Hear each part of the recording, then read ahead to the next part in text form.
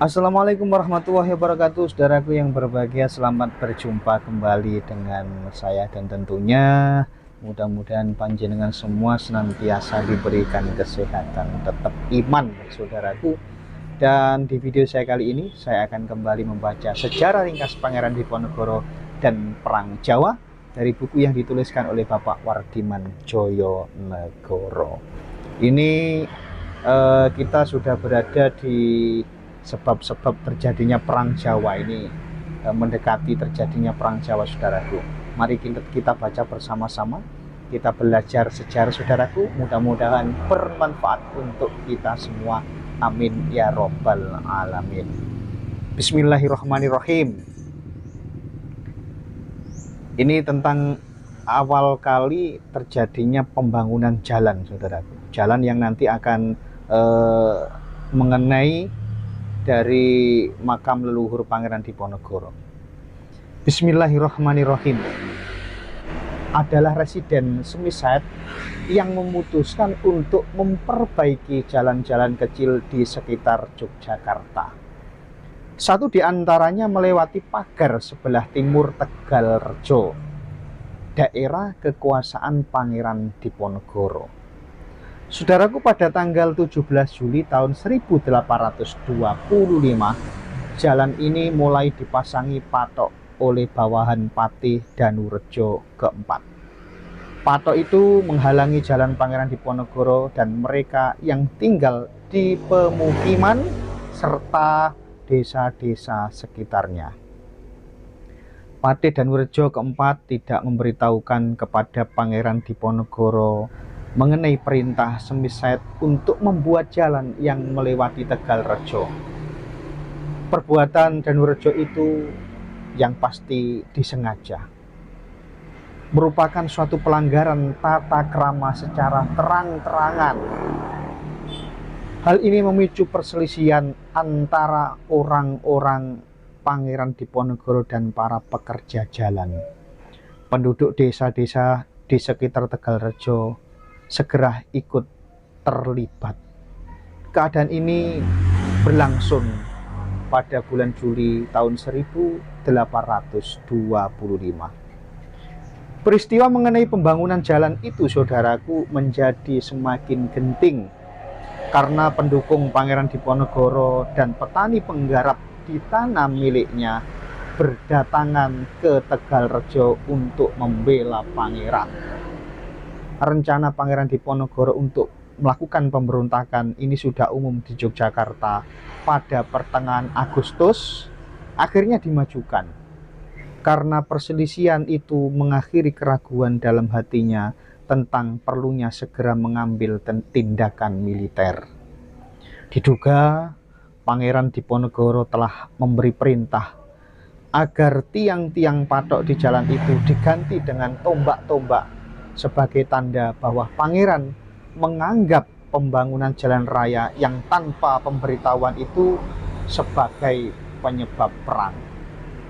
Menurut laporan Belanda, dia telah memindahkan para istrinya, anak-anak, dan pekerjanya yang lebih tua dari Tegalrejo ke Selarong, beserta uang dan barang-barang berharga untuk membiayai tentaranya. Namun dalam babatnya, Pangeran Diponegoro menulis bahwa keluarga dipulangkan setelah penyerangan. Kemudian, saudaraku, pada pertengahan Juli tahun 1825, Residen Yogyakarta kembali mendapat laporan tentang pemusatan pendukung Pangeran Diponegoro di Tegalrejo dan mengisyaratkan bahwa rencana pemberontakan pangeran kini sudah matang. Namun keputusan untuk menindak pangeran tidak dapat diambil karena sang patih sedang tidak berada di Yogyakarta guna mengawasi pembangunan jalan di dekat Klaten. Semiside juga sedang berada di tempat peristirahatannya, yaitu di villa yang dibangun Nahuis van Broek di lereng Gunung Merapi di Bedoyo.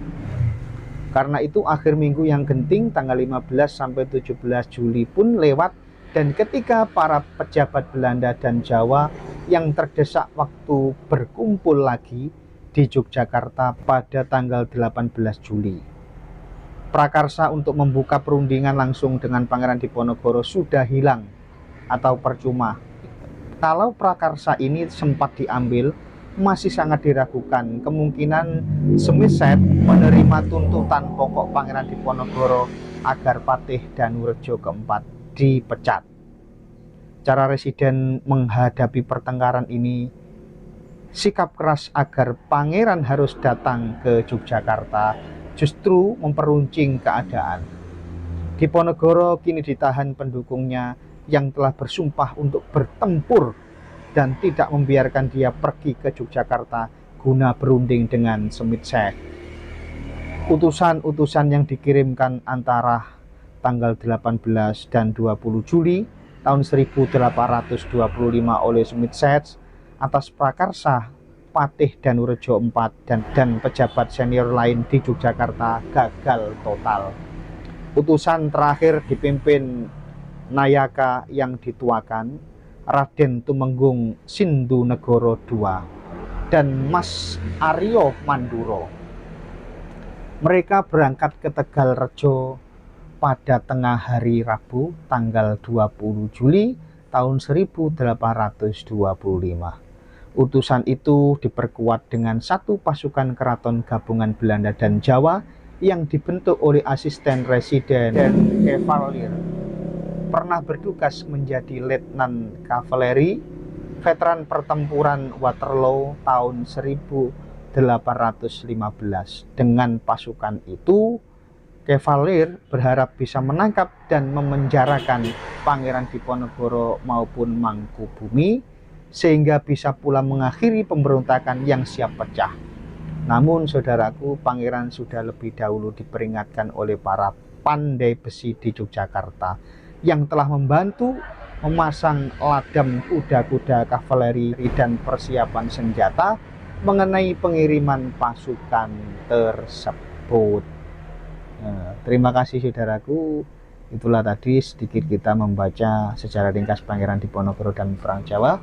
Mudah-mudahan bermanfaat saudaraku, dan nanti kita akan membaca lagi untuk kelanjutannya. Terima kasih saudaraku. Saya akhiri, wallahul muwaffiq ila aqwamit thoriq.